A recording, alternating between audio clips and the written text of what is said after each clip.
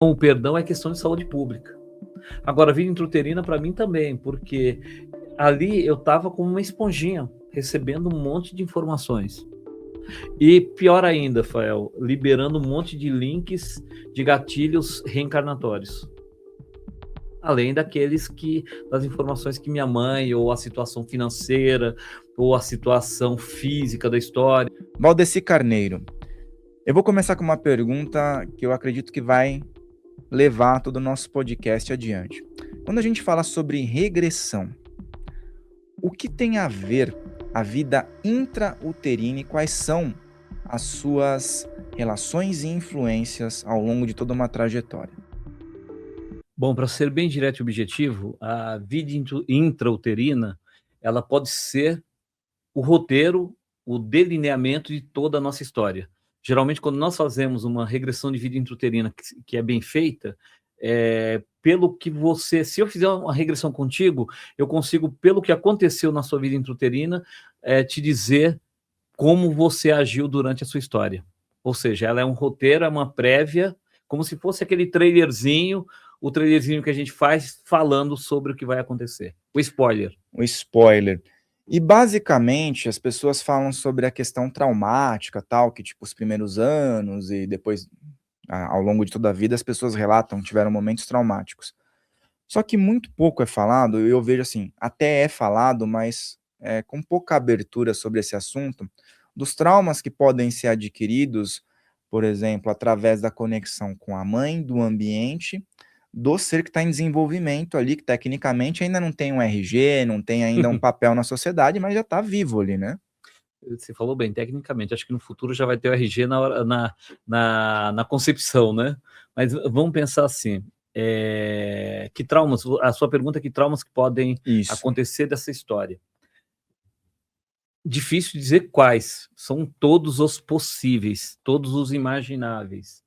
Eu tenho um dos casos, talvez você vai ter o trailer, ter a fotinho aí, o depoimento. Como eu já formei muitas pessoas na reprogramação mental, que é a metodologia que eu desenvolvi, e a vida intrauterina, a regressão de vida intrauterina, essa técnica que foi desenvolvida por mim, existem outros modelos, tá? Mas essa foi desenvolvida por mim, ela é ensinada também numa imersão à parte, nós já fizemos isso. E nós temos alunos que contam a história, uma delas é muito interessante, que a pessoa tinha uma angústia, uma sensação de ansiedade muito forte, todas as vezes quando ia trabalhar, e principalmente quando estava chegando próximo do trabalho, na rua do trabalho, ou saindo do trabalho, ou chegando. E quando foi feita a vida intrauterina, lá acho que se não me engano foi o 6º mês, ela começa a relatar em transe que a mãe dela tá acontecendo alguma coisa estranha, parece que a mãe dela está sendo assaltada. Parece, ali fica na questão da dúvida. Quando termina, no intervalo, depois que acabou a sessão, entre uma data de uma sessão e de outra, ela foi conversar com a mãe o que tinha acontecido na vida intrauterina. A mãe falou: você não sabia não? Eu fui assaltada quando eu estava nesse mês de gestação, eu fui assaltada e foi lá na rua do seu trabalho. Então a moça, mesmo do lado de dentro, mesmo o pessoal dizendo, não tem como ver, ela tinha ancorado, que é o conceito que a gente usa em programação neurolinguística, ancorado aquele local como local do assalto, local de passar mal, de se sentir angustiado, de ter ansiedade. Feita a sessão, passou, nunca mais ela teve esse problema quando ia trabalhar ou quando estava saindo do trabalho. E isso me vem aqui um raciocínio, porque nesses processos de regressão, normalmente a pessoa fica naquela posição, vai relatando Postura fetal. Postura fetal, né? Mas não só nesses momentos, né, Valdeci? Quando a pessoa está em alguns estados também, a pessoa recorre a isso, né? Não precisa estar numa terapia. Postura, a essa postura, né? Por exemplo, a pessoa quando ela está triste, angustiada, ela vai lá e sente postura fetal.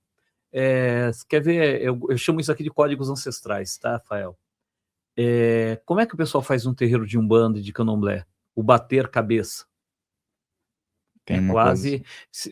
Existe um exercício abdominal que é chamado de reza árabe, pelo tipo de postura, mas geralmente eles também fazem aquela postura de joelhos, que se curva, o joelho toca a região do abdômen ou do peito, que é uma postura fetal.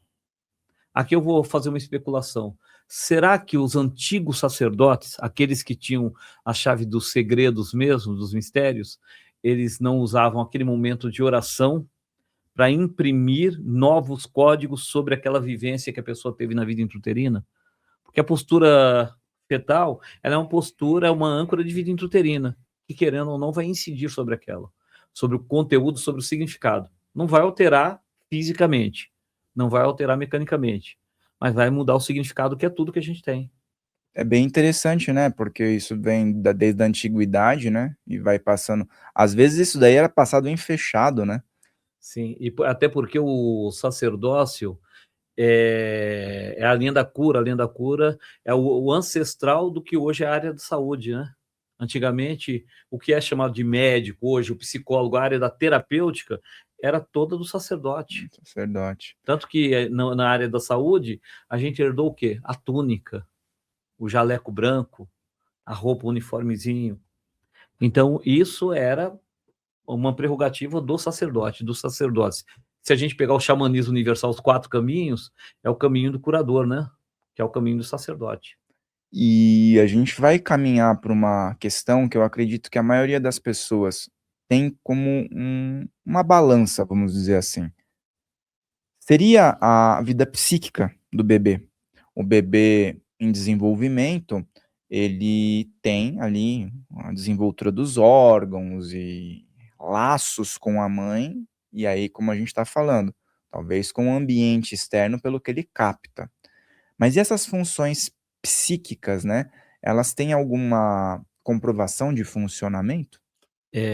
Comprovação como que você me diz? Algum estudo que diz: "Olha, a vida psíquica já está em atividade", Ah, vamos já dizer tem um assim. monte, tem um monte. Alguns deles, eu trouxe 2 livros aqui, só 2, tá, deles. Esse aqui, o cara é pioneiro, que é o doutor Thomas Verne. O Thomas Verne, ele estudou esse primeiro livro aqui, A Vida Secreta da Criança Antes de Nascer. Na sequência dele tem o Bebês do Amanhã, A Arte e Ciência de Ser Pais.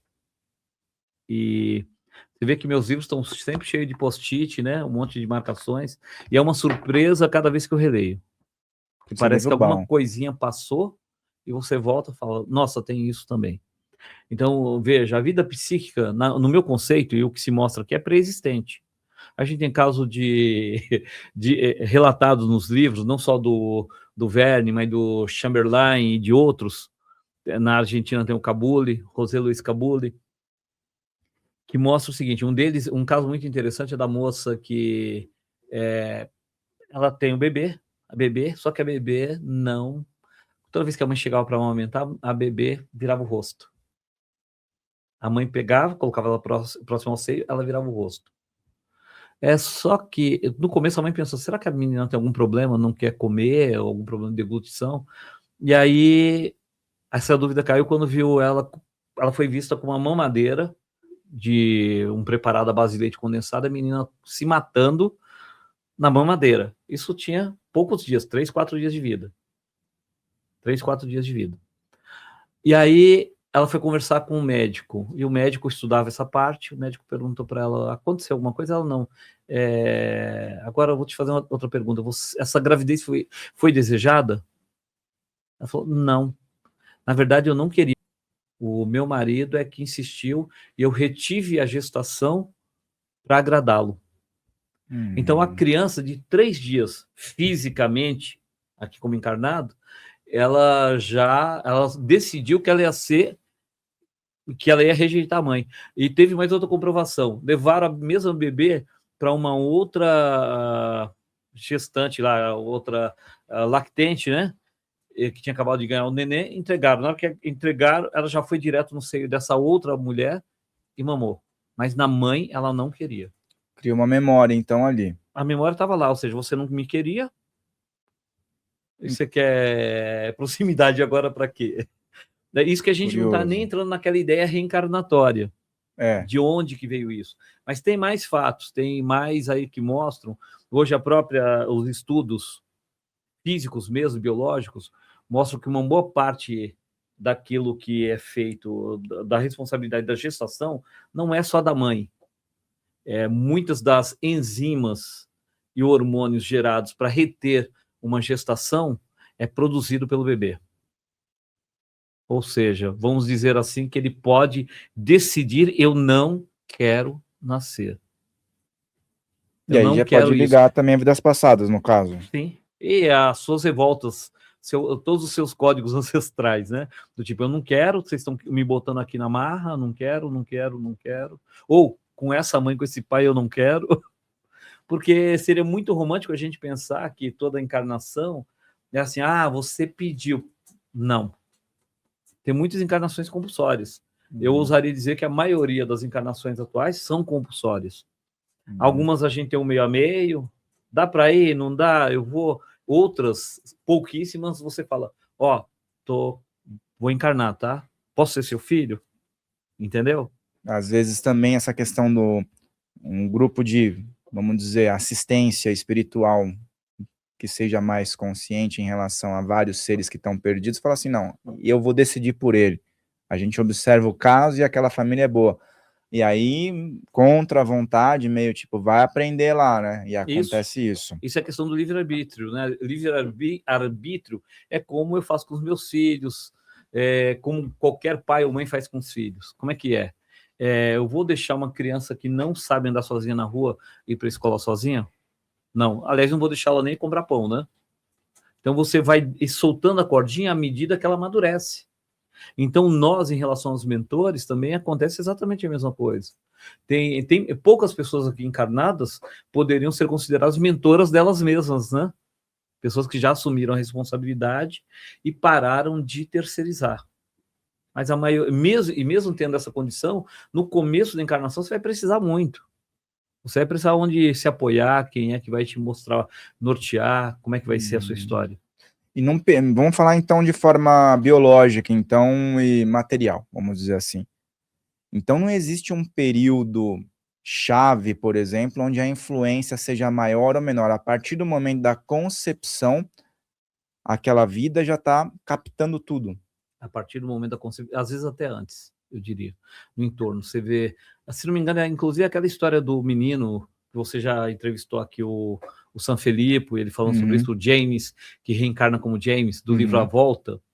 Ele menciona para os pais, eu falo, olha, eu escolhi vocês quando vocês estavam em tal lugar. Eles estavam numa viagem de lazer, o pai e a mãe, e ele escolhe eles naquele momento. Escolhe o entre aspas, né? Quando você vai pesquisar mais a fundo, já tem outras ligações anteriores, reencarnatórias. Mas a nossa história não começa só ali. A gente começa, tem muito reencarnante, que quando você começa a puxar o fiozinho da história, você vai ver já está com aquele grupo há muitas e muitas encarnações. É bem curioso isso, você falou isso, eu lembro que foi o Wagner, uma vez falou que ele lembrou de uma experiência retrocognitiva, que ele foi ver os pais dele no cinema. Eles estavam começando a se conhecer e ele foi lá meio que ver onde que ele ia reencarnar e deu uma forcinha ali, sabe? Não assim, vai, continua. Seguem adiante que eu também quero chegar ao mundo, entendeu? Vocês estão no caminho certo, é por aqui, viu? Tem isso também, né? Tem, não, mas é o que mais tem. Aqui nós criamos um monte de histórias de moral, de ética, que não são nem moral nem ética, na verdade, né? A vida, ela tem um fluxo. E nós vamos seguir esse fluxo.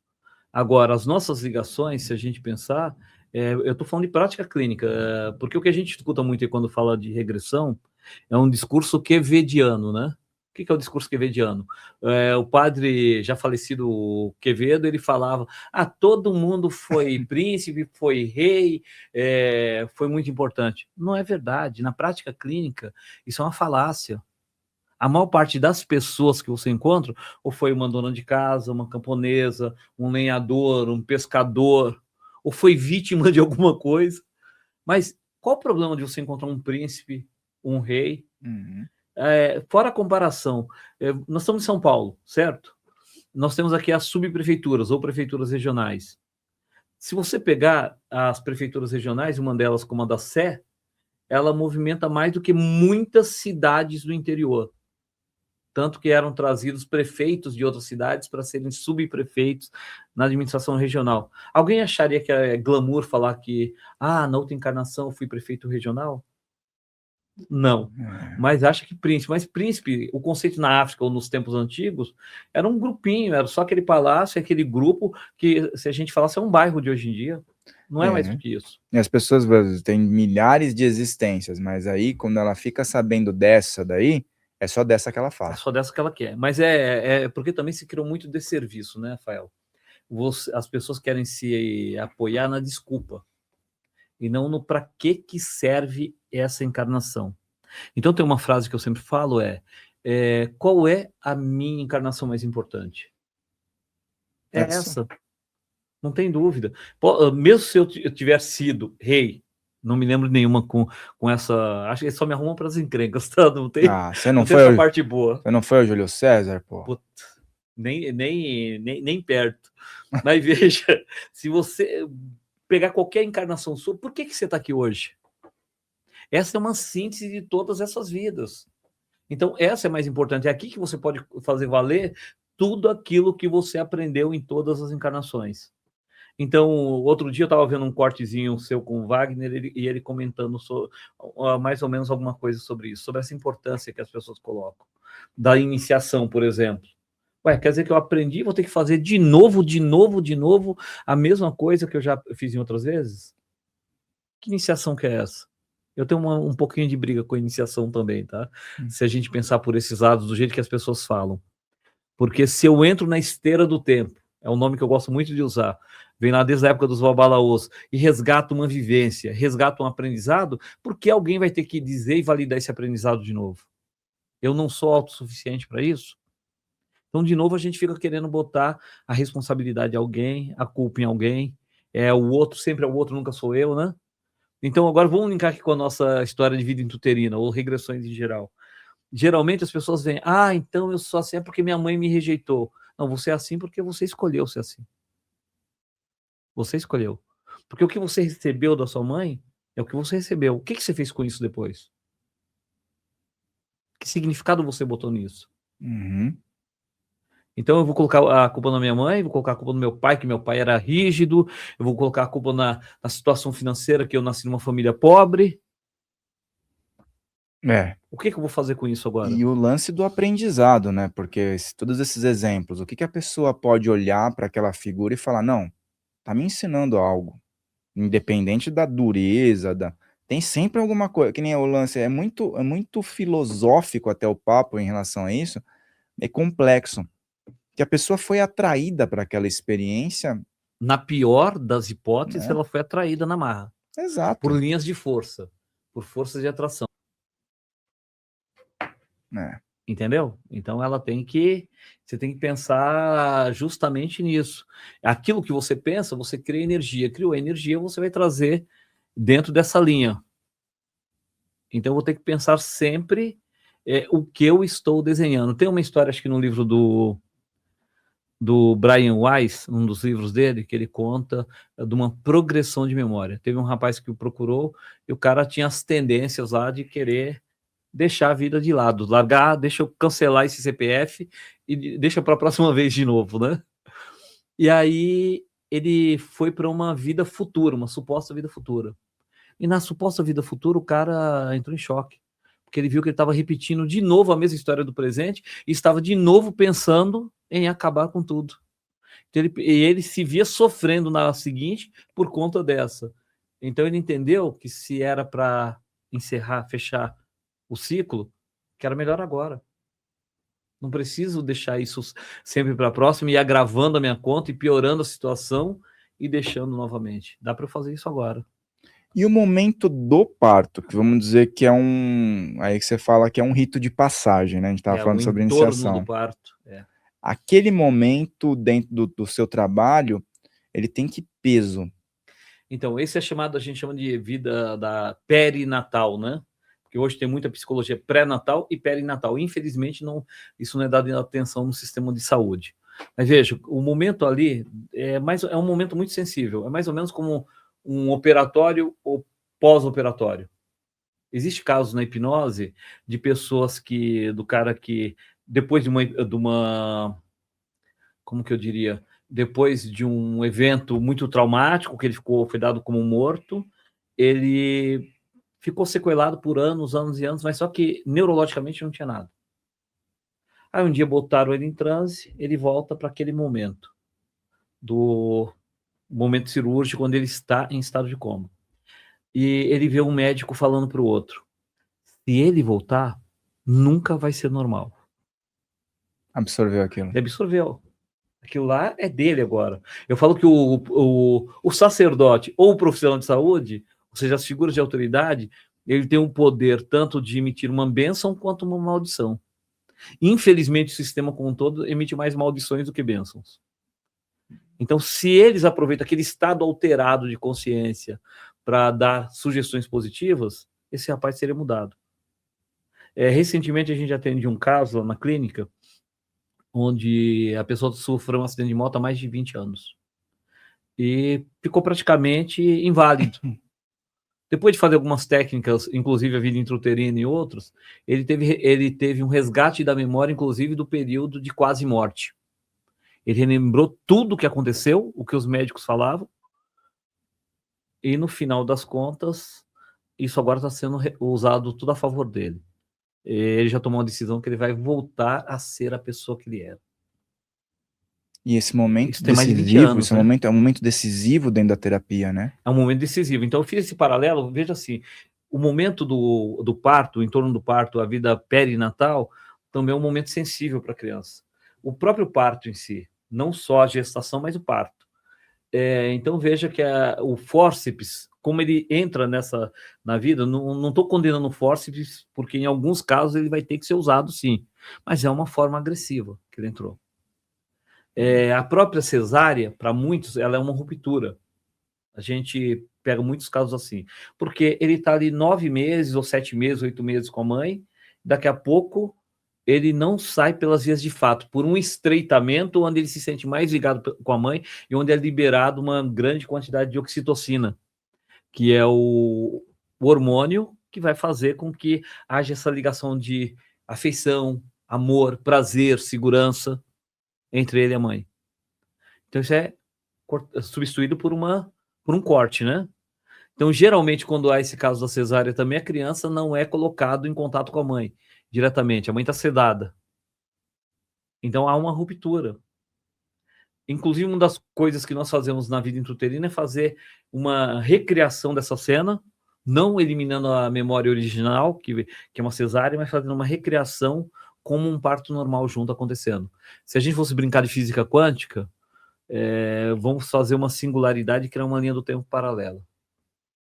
E, por exemplo, isso aí que você falou, ele já é o primeiro recurso, às vezes? Ou você vai aplicando outros até chegar nesse intrauterino? Na vida intrauterina, na técnica da reprogramação mental, que a gente tem a metodologia, a vida intrauterina é uma das técnicas. Na verdade, eu diria que é uma das 2 técnicas mais importantes. A outra é o perdão, é tirar o lixo emocional, é esvaziar o cestinho do lixo, entendeu? Porque se você continuar carregando o lixo, você vai para onde? Só está apodrecendo. Então tem uma frase que é atribuída a Shakespeare, que eu gosto muito, que diz o seguinte: guardar ressentimento é como tomar veneno esperando que o outro morra. Então o perdão é questão de saúde pública. Agora, a vida intrauterina para mim também, porque ali eu estava como uma esponjinha, recebendo um monte de informações.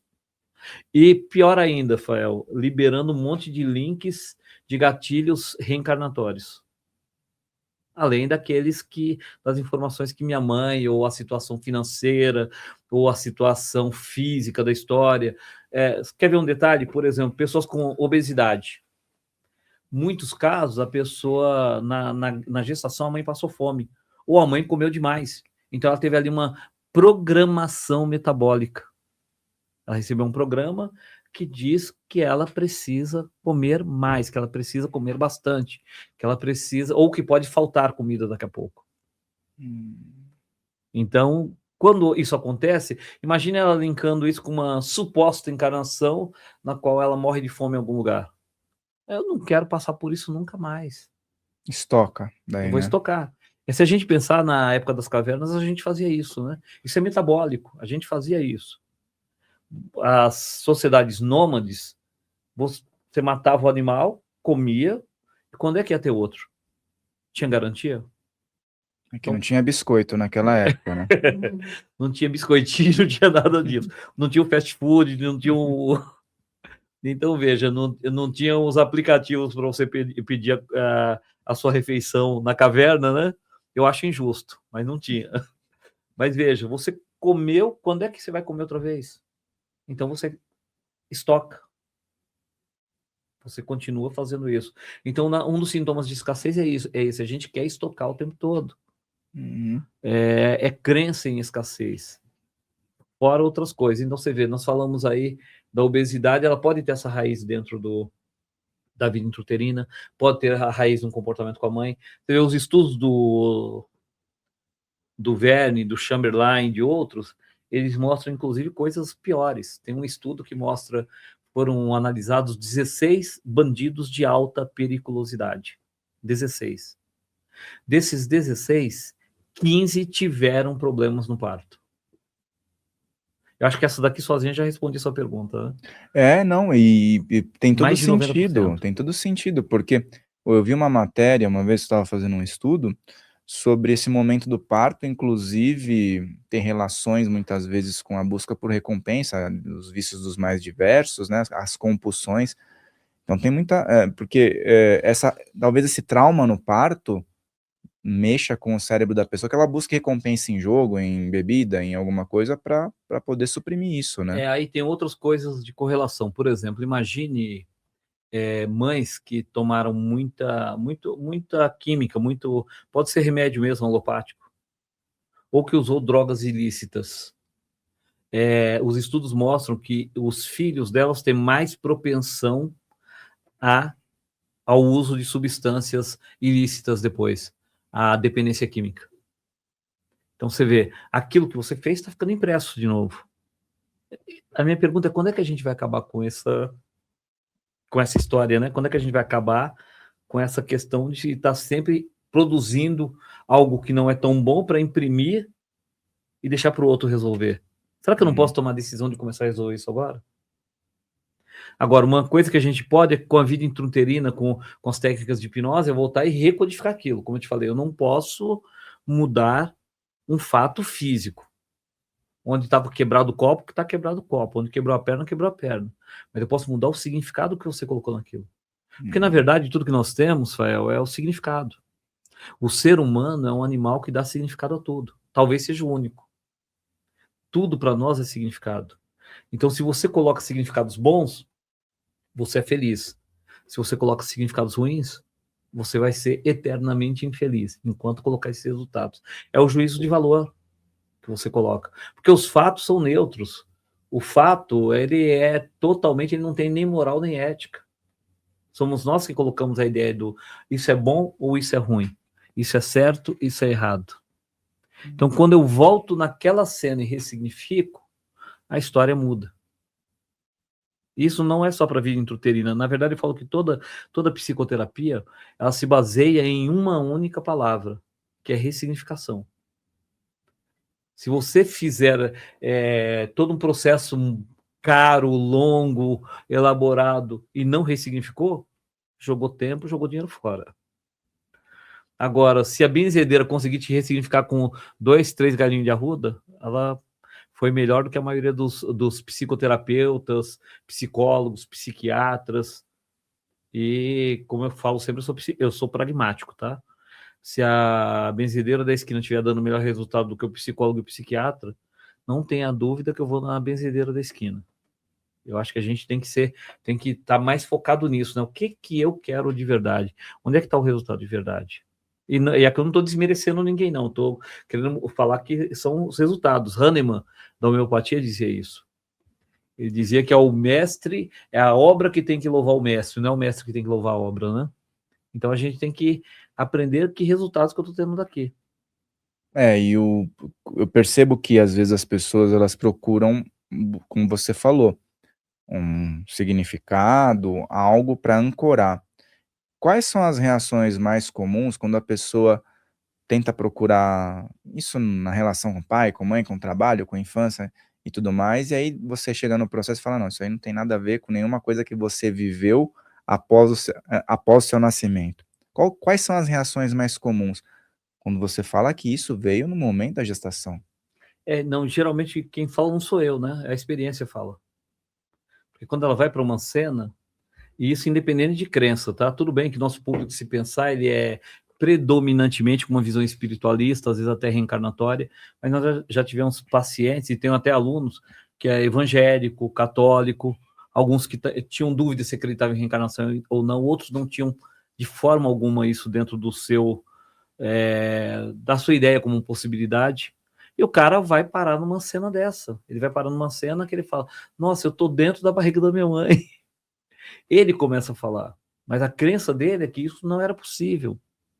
A crença dele sobre reencarnação é que não existia. Falou, legal, eu geralmente sou bonzinho, tá? Apesar do meu jeito de mal, mas eu sou bonzinho. Geralmente eu dou o benefício da dúvida para a pessoa. Falo, não precisa ser seu isso. Você pode estar revivendo uma memória de um ancestral. E essa a ciência já reconhece, as memórias epigenéticas. A ciência já reconhece, já tem estudos com ratos de traumas epigenéticos, entre outros.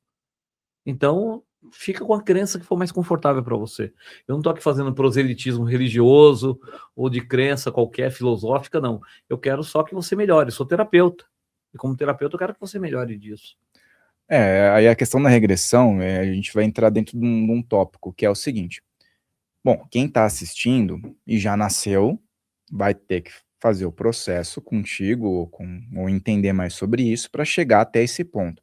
Mas o fato são as pessoas que estão programando para engravidar, para ter um filho, e já podem começar. Eu sei que é impossível não ter tanta influência no mundo externo e algo que seja impactante, mas quais seriam os passos para sutilizar isso, de repente, o acompanhamento, né?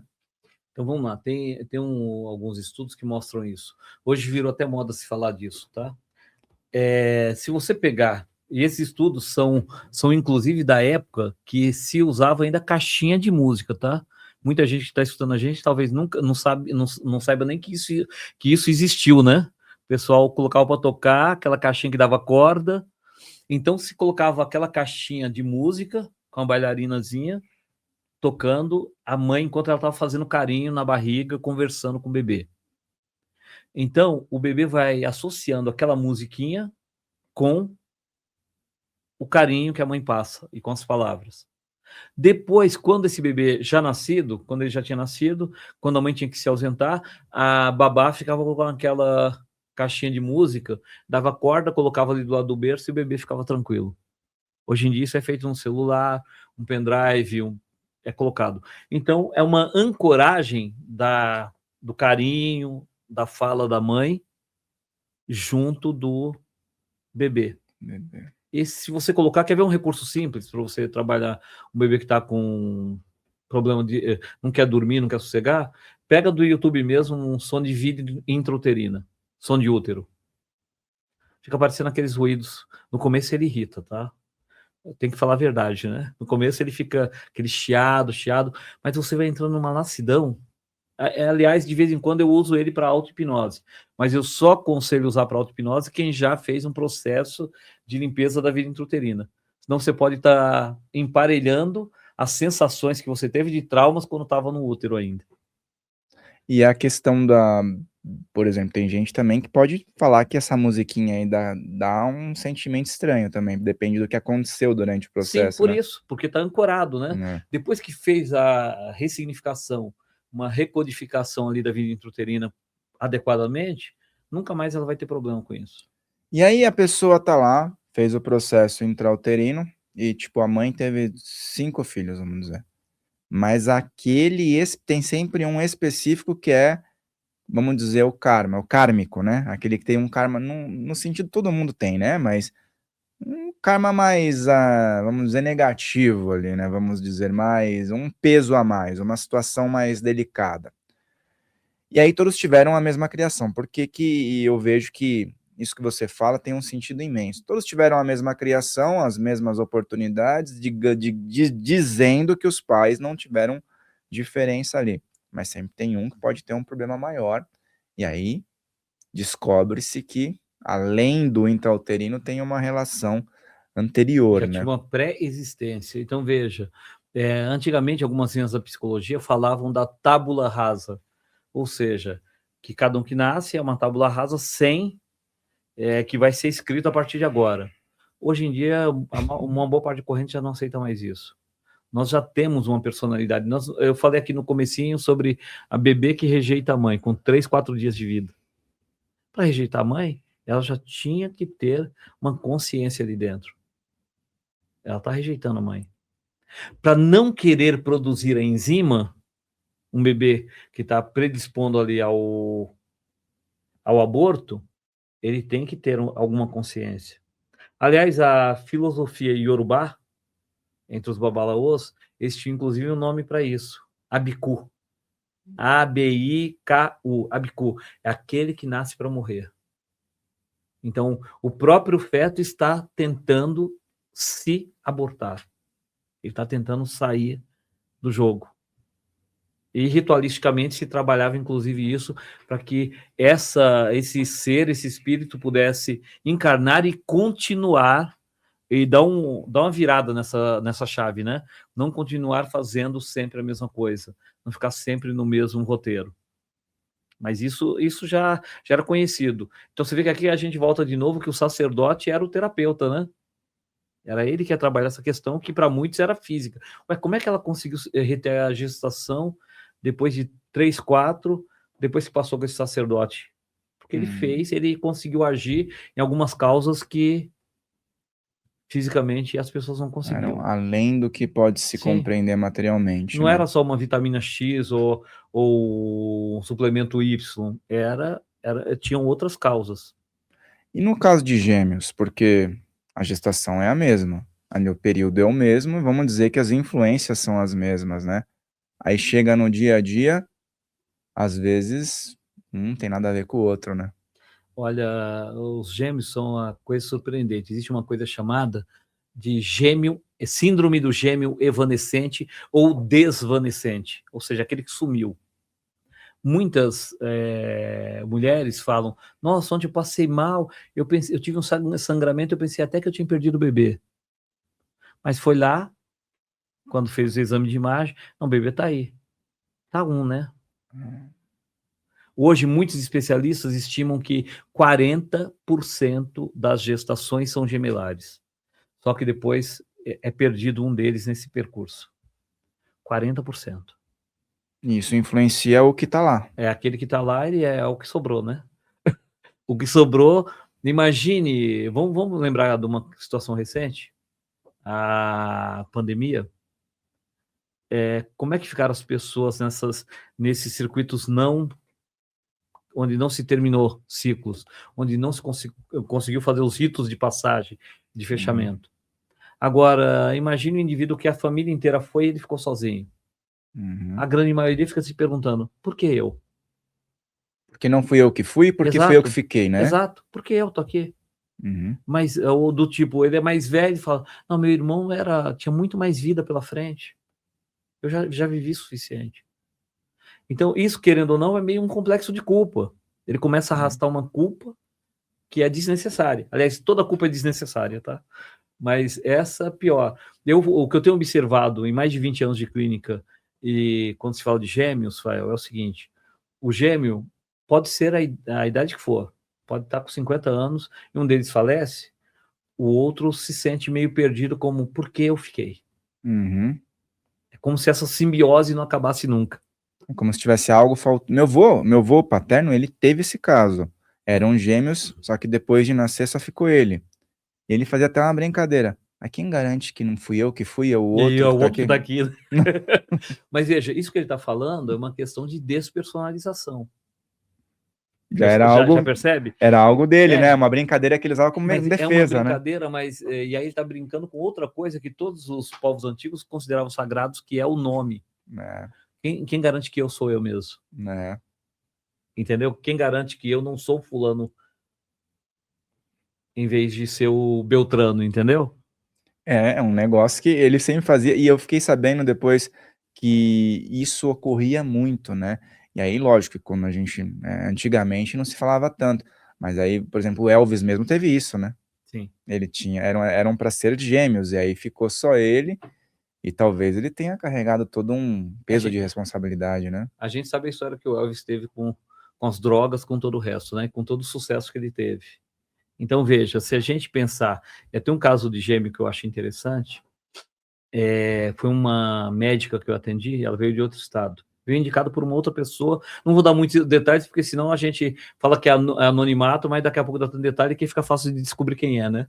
Aí ela nem queria vir pessoalmente, mas eu falei para ela, eu prefiro que você venha pessoalmente. O processo que eu ia fazer era reprogramação mental completo. Uma das técnicas é a vida intrauterina, que geralmente acontece lá pela segunda, terceira sessão, e no caso dessa pessoa ocorreu na sexta sessão. E a baixa autoestima era tanta que eu me lembro quando eu perguntei para ela na avaliação, né, videoconferência pelo stream, perguntei, você é casada? Ela respondeu para mim, quê? Quem é que vai me querer? Eu falei, ué, por que você diz isso? Ela falou, porque para um homem que presta, ele quer uma mulher ajeitada. E ela era uma pessoa bonita, mas ela não se considerava. Um homem que presta, que é uma pessoa ajeitada. Aí eu ainda brinquei com ela, falei, na verdade sempre tem uma tampa velha para uma panela amassada, ou uma tampa amassada para uma panela velha. Sempre tem. Mas na conversa, combinamos, ela veio. Uma das questões que ela estava era, como a gente brincou aqui agora há pouco, estava querendo cancelar o próprio CPF, né?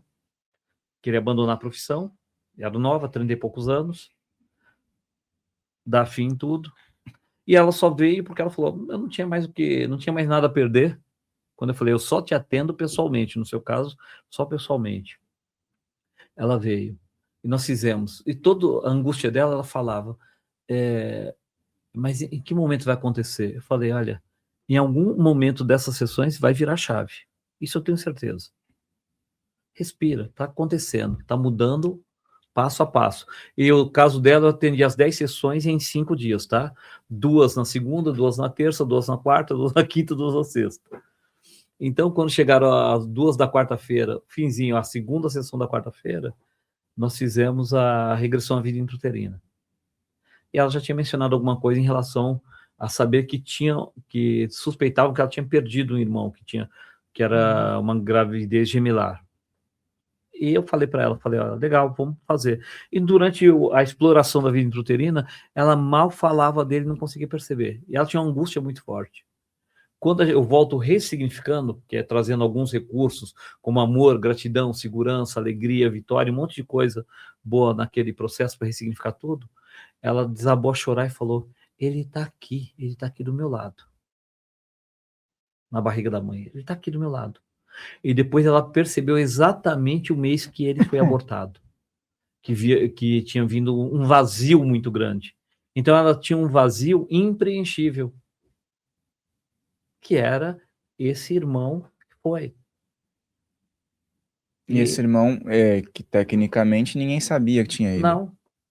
Não teve registro, não teve nada. Ninguém sofreu um luto por isso, né? Não teve um luto oficial porque não eram informados. Então, né? Não houve um fechamento.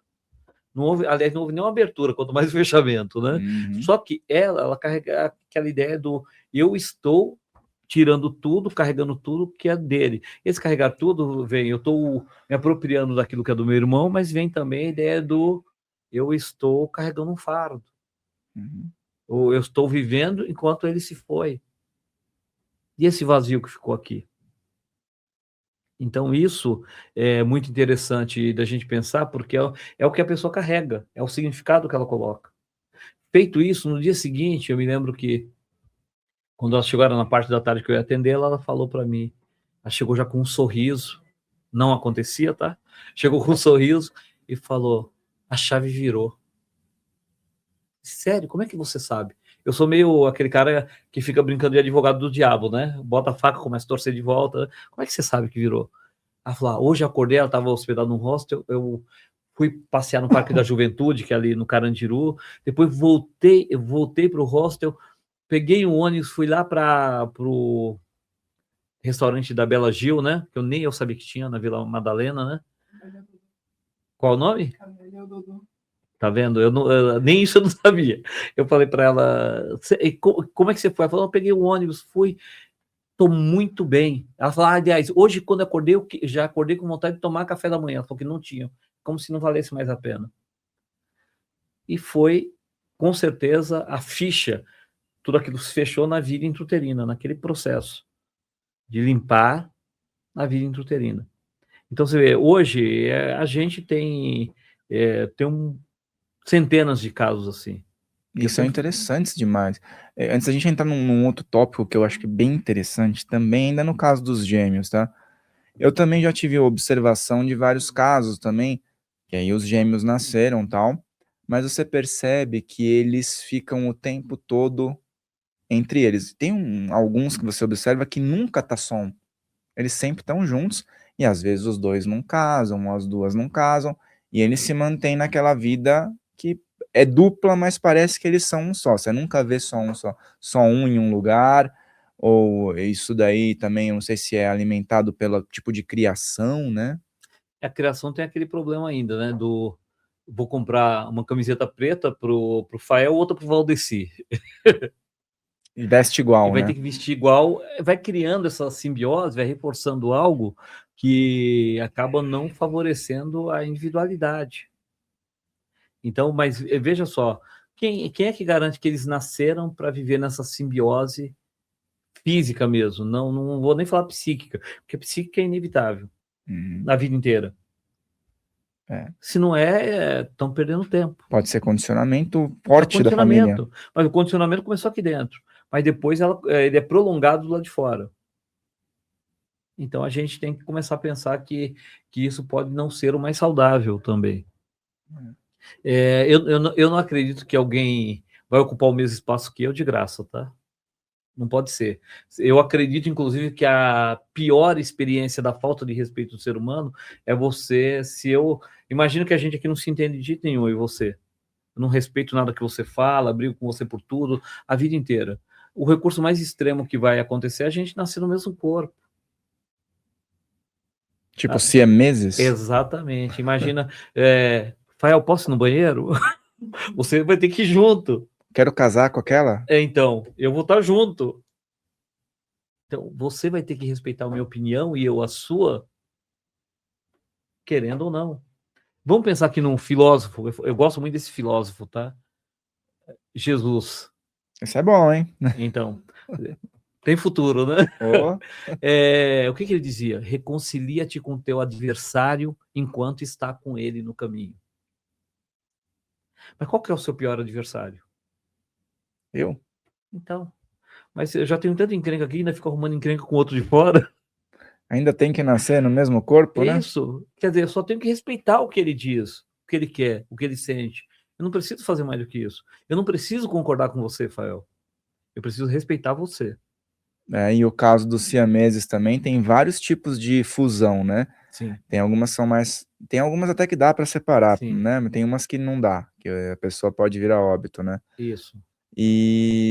Mas o fato é assim, é algo muito complexo, né, de se entender, e raízes espirituais poderiam explicar isso.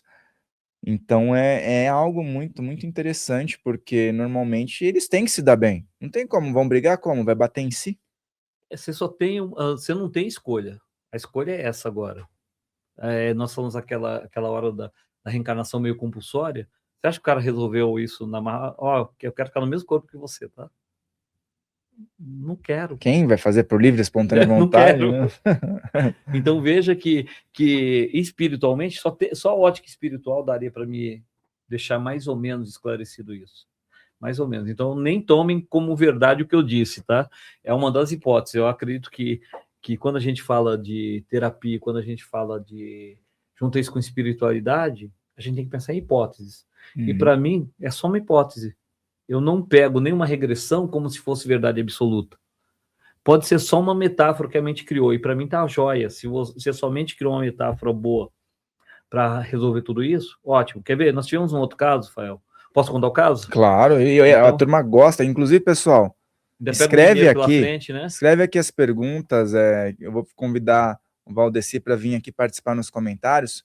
Dúvidas que surgiram, e também se você tiver algo que venha a complementar aqui, o Valdeci pode olhar o teu caso e fazer algum comentário propício e indicar alguma coisa para você. Lembra do like, de compartilhar, super importante, inscreva-se no canal, porque um inscrito tem um privilégio, ele recebe. Se não está inscrito, vai ficar esperando aí e talvez você não receba. Inscreva-se no nosso canal, beleza, pessoal? Bora lá para o relato. Então, aproveitando, deixa eu fazer um jabá também, né? Já que se você que está nos assistindo terapeuta, nós vamos ter um retiro de reprogramação mental onde eu ensino essa técnica no finzinho de abril de 2026. Então é uma oportunidade ímpar de vivenciar e de aprender a fazer. Você faz as duas coisas, tem um combo, né? Qual que é o dia? É o finzinho do mês, acho que é 24, 25, 26, eu acredito. Eu vou deixar na descrição, de cabeça, galera. vai ser complicado, mas eu vou deixar aqui no primeiro comentário fixado, que é mais fácil para você que vai comentar. Ó, primeiro comentário fixado, o topo aqui, ó. Vão estar essas informações. E isso aqui vale ouro. E eu tô super interessado no que ele tá falando, e eu tenho certeza que você não só para ser atendido, mas para se especializar e ajudar outras pessoas. Ele vai falar mais sobre isso ainda, mas já levanta a antena aí para você poder já pensar nessa possibilidade. Bora lá nesse caso. Esse caso foi interessante, que a moça, ela nos procurou a clínica, e na época uma das terapeutas que atendia lá falou, olha, eu me compadeci da história, ela não tem condição, e a gente é uma cota social ou semi-social, né? Óbvio que não atende, não vai atender a demanda que existe no mercado das pessoas que precisam, né? E essa moça trabalhava num lava rápido. E quando chegou na vida intrauterina, foi muito interessante. Aqui muitos vão falar, será que não foi alucinação? E para mim não importa.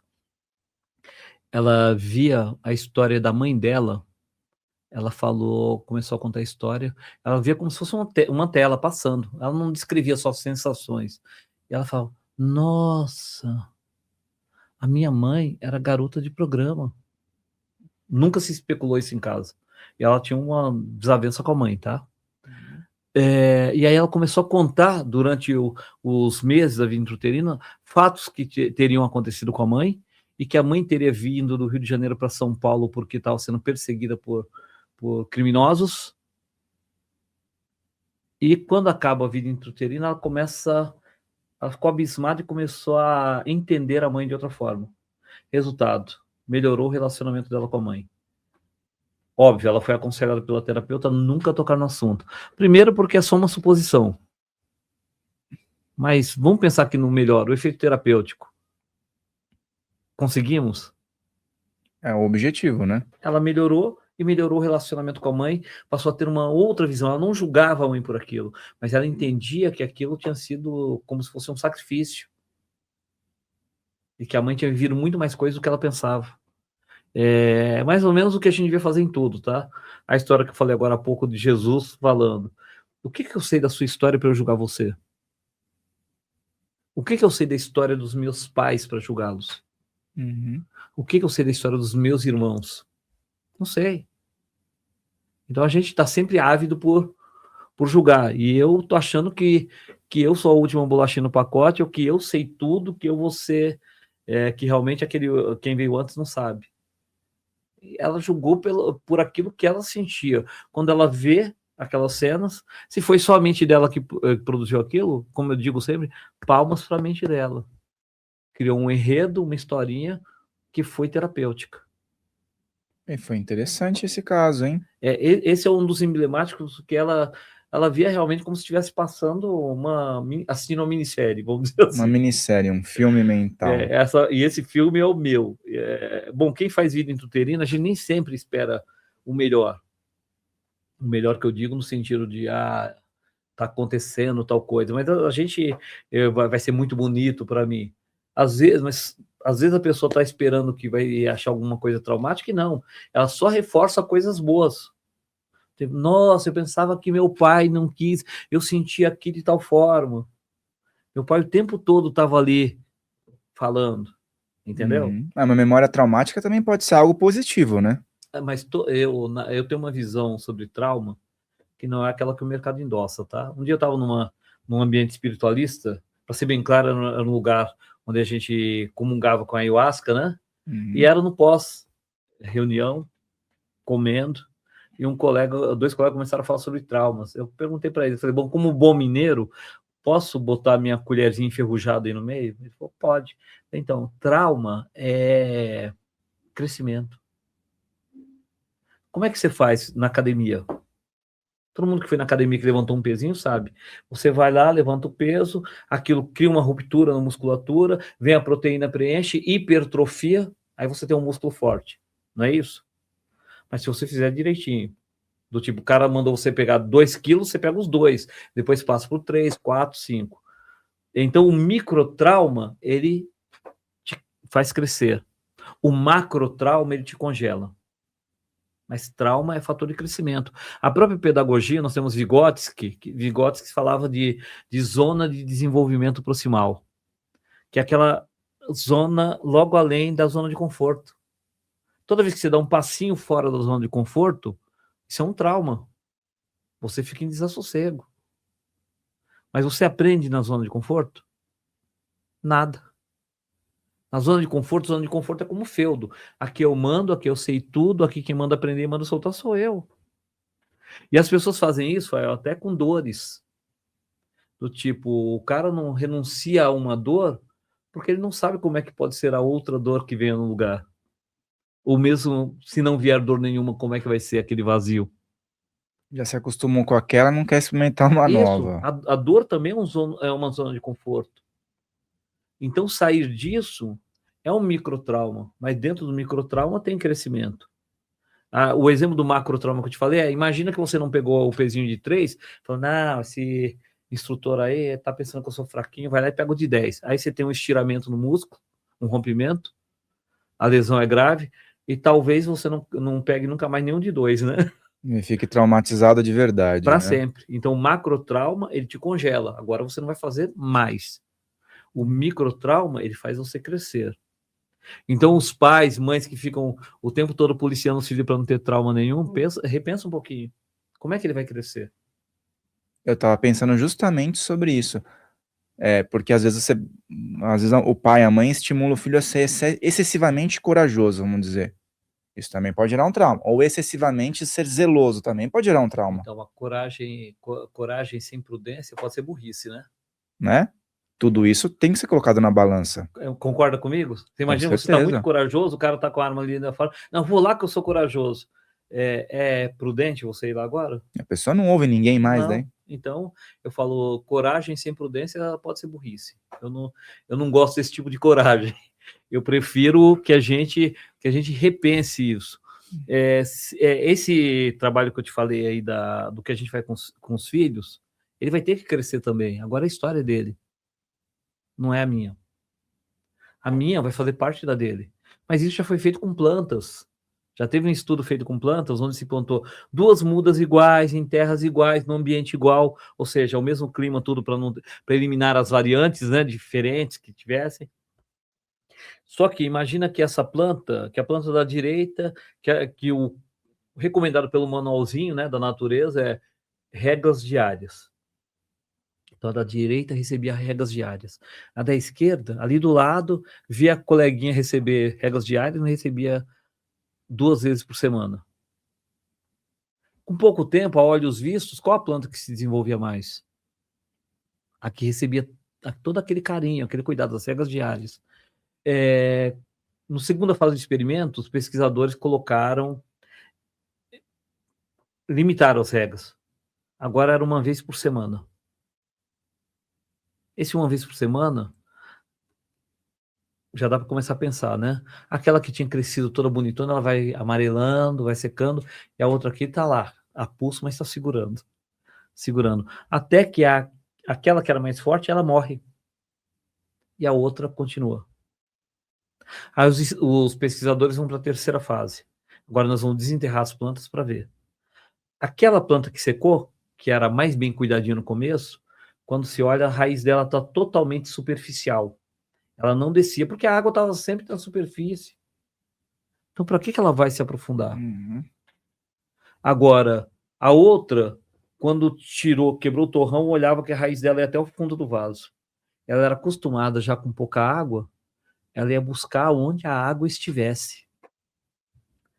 Será que não é exatamente o que a gente faz? Tipo a experiência do cacto, né? Isso. Então, se não tiver, tem um ditado antigo, como eu falo que eu aprendi a fazer terapia em terreiro de Umbanda, né? Eu falo, tem um ditado antigo que dizia o seguinte: enquanto existe cavalo, São Jorge não anda a pé, né? É isso mesmo. Então, se tiver, nem eu, você vai falar para mim, Valdeci, onde é que você encara? Olha, onde é que é mais fácil, vai? Onde que tem mais conforto, Onde tem né? mais conforto? Mas isso é o melhor para mim? É. Então, isso a gente volta naquele tema de antes, né? Quem é que está realmente preparado para escolher? Quais de nós vai falar, não, ali não vai virar nada não, ali eu só vou capaz de fazer um monte de besteira com isso daí. Então me deixa voltar lá no interiorzinho de Minas, no meio do mato, entendeu?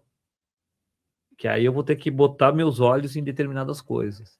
Aquela coisa, né? Se for falar conscientemente com cada indivíduo, todos vão falar assim, não, eu gostaria de reencarnar com muito dinheiro, com muita saúde, com tudo fácil, com muita inteligência, com todo mundo que eu gosto ao redor. Todo mundo conscientemente vai falar isso, mas não vai ser o que vai ocorrer. Com muito dinheiro para eu começar a dominar, estragar os outros, com muita saúde para eu começar a me envenenar. E aí isso não acaba nunca, né? Quando é que eu vou aprender com a história? Então eu falo que a vida não tem punição, como as pessoas falam.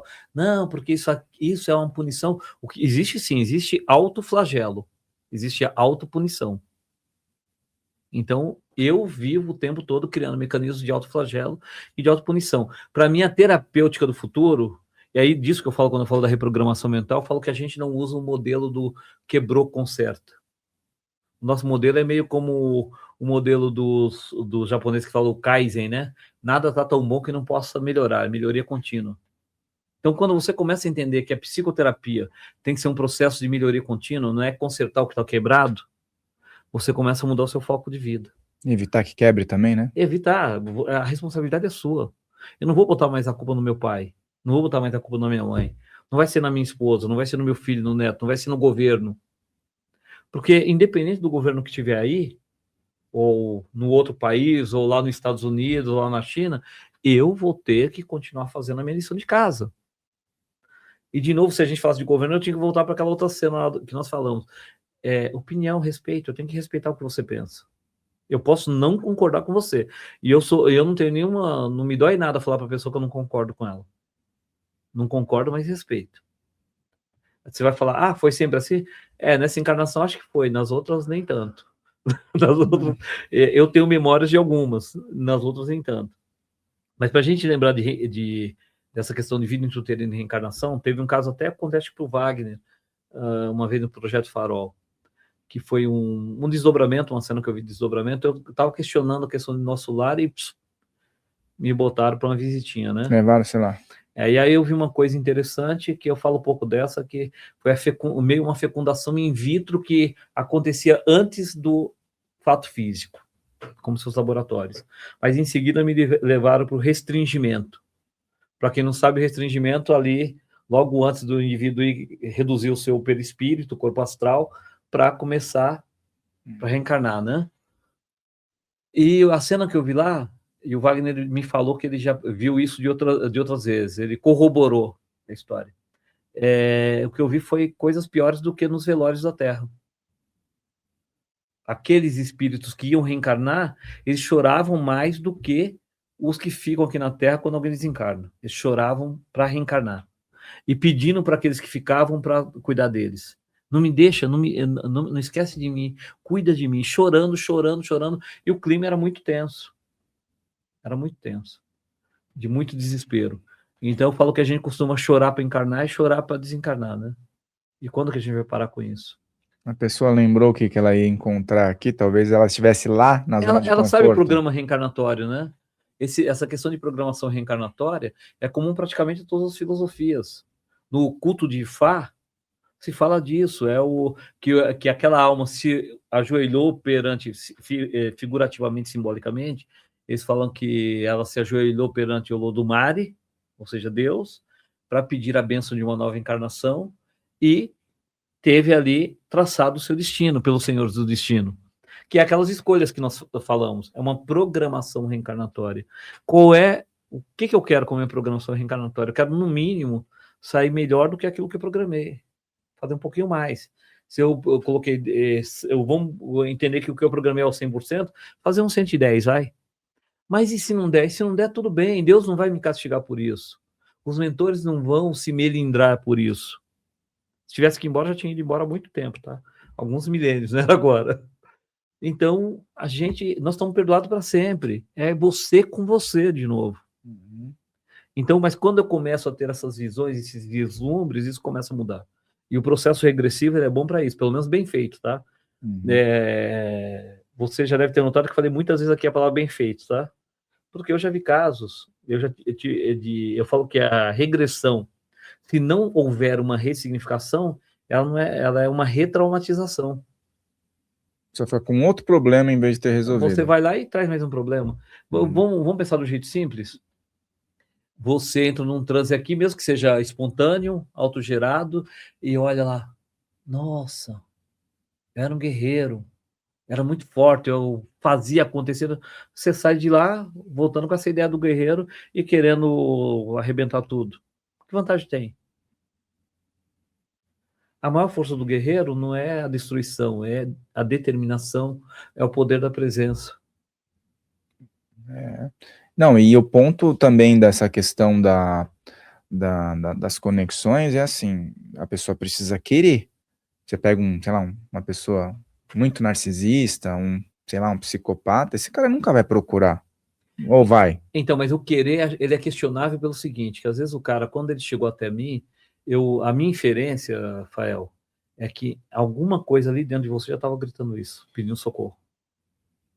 Então, mesmo quando as pessoas falam de tratamento de droga e de outros, às vezes o pessoal fala isso pra gente, né? Fala, nossa, mas se o cara não quiser, não resolve. A gente já tratou tantos casos que a pessoa não queria, a pessoa chegava dizendo a primeira coisa do tipo, olha, eu vim aqui porque minha mulher mandou, porque minha mulher tá me enchendo o saco.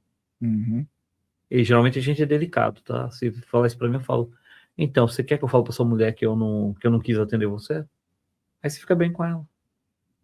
Você não bota sua cruz nas minhas costas. Às vezes o cara queria e botou na costa da mulher o peso, exato, né? Mas aí já teve, e eu tenho outros casos que é assim, o cara fala, minha mãe, eu tô fazendo porque minha mãe insistiu, disse que ia pagar, mas eu não quero largar tal droga, não quero parar com tal coisa, não. E quando dá 4, 5 sessões, o cara para sozinho. Alguns são tão tinhosos que ainda falam, mas eu parei porque eu descobri que isso aqui, que aquilo lá estava linkado com, eu queria parar de fumar e o cigarro estava me prejudicando, aí eu parei o outro junto. Foi o acaso. Mas aí é que ela não vai dar o braço a torcer. Mas já tive um caso pior que foi a mãe brigar porque o filho tinha parado de usar cannabis, a não medicinal, né? Ela disse que o terapeuta tirou do filho dela a única coisa que fazia o filho dela se sentir bem, fazer o filho dela ser feliz. Ele estava ancorado nisso. A mãe disse isso, o filho não falou. O filho, o primeiro dia na sessão, ele falou para o terapeuta que não queria, perguntou até se podia acender um. A terapeuta já enquadrou ele, falou do respeito que ele deveria ter, né? Que ela estava respeitando ele. Falou, eu não quero que você pare com nada, não é problema meu, né? Que eu acho que isso falta muito nos terapeutas hoje em dia. O terapeuta assume muito o papel de pajem, de babá, em vez de ter coragem de dizer o que tem que ser dito. Então, você falar para mim, eu não quero parar com o uísque. Fala, tá. Para mim não é problema nenhum, eu não tomo. Pode ser problema para você, se você não quer. Nós vamos tratar tudo que emergir aí. Não tem que agradar o terapeuta? Não, eu não tô aqui, não tô querendo ser paparicado por ninguém. Então, eu já deixo bem claro, é assim que vai funcionar. E o rapaz, quando deu pela 4ª, 5ª sessão, ele chegou para o terapeuta e ele mesmo falou, parei. Aí a terapeuta toda feliz, quando chega, a mãe dele pediu uns minutos para conversar, falou que estava decepcionado, que vocês tiraram do meu filho a única coisa que fazia meu filho feliz. E não fomos nós que tiramos. E a mãe estava querendo que ele continuasse. Então você vê que tem mais aberrações, mais... eu falo que isso como que é o nome? Eu falo, altamente patológico, né? É um negócio que eu nunca tinha ouvido. Mas veja, tem piores. É que A gente tem que colocar o censura, né? Mas tem casos e casos.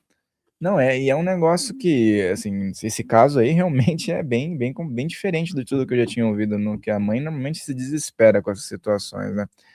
E a gente tá falando sobre regressão. Outro dia eu estava assistindo aquele filme A Origem, né? Sobre camadas e tal. E o processo da regressão também é em camadas, por exemplo, eu entro numa regressão e eu posso ter uma regressão dentro da regressão? Pode acontecer com frequência.